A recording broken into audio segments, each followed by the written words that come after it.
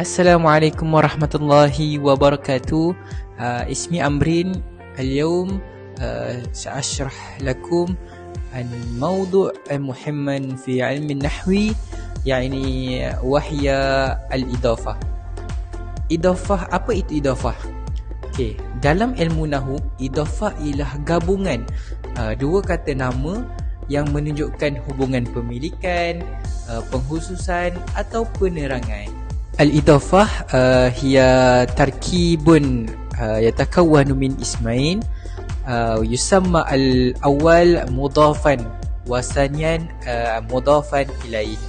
Maksudnya, perkataan pertama kita akan panggil sebagai mudaf, manakala perkataan kedua dikenali sebagai mudafun ilaihi. Hayya nanzur ila al-misal.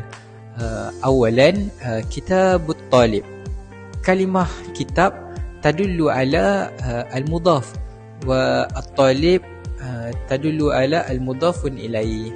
Okey, kita lihat contoh seterusnya, iaitu kalimah baitun al-muallim. Maksudnya rumah guru. Okey, baitun kita akan kenali sebagai mudaf wa al-muallim sebagai mudafun ilaihi. Kita dah kenal contoh mudaf dengan mudaf ilaihi. Jadi kita kena kenal pula apa ciri-ciri mudaf dengan mudaf ilaihi ni. Okey. Min alamat al-idafah, yani awalan al-mudaf la yakbalu alif lam wala at-tanwin.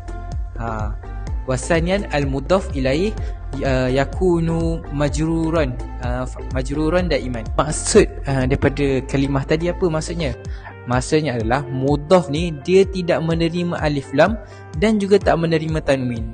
Okey, maksud kedua, mudaf ilaih ni dia sentiasa dalam keadaan majrur, sama ada dengan kasrah atau tanda jar yang sesuai.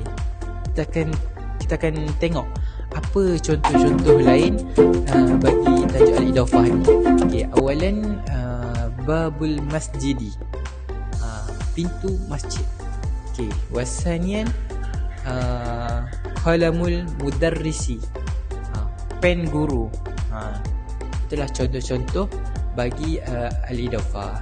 Okey, melalui contoh-contoh yang telah saya berikan tadi, kita dapat lihat bahawa idafah ni digunakan sangat meluas, terutamanya dalam Al-Quran ataupun dalam perbualan harian kita.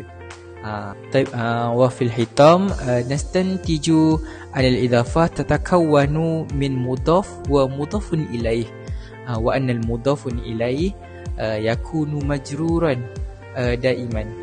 Wa fahama al-idafah yusaiduni ala qiraatin nusus al-arabiyah wa fahmiha bitariqah sahihah.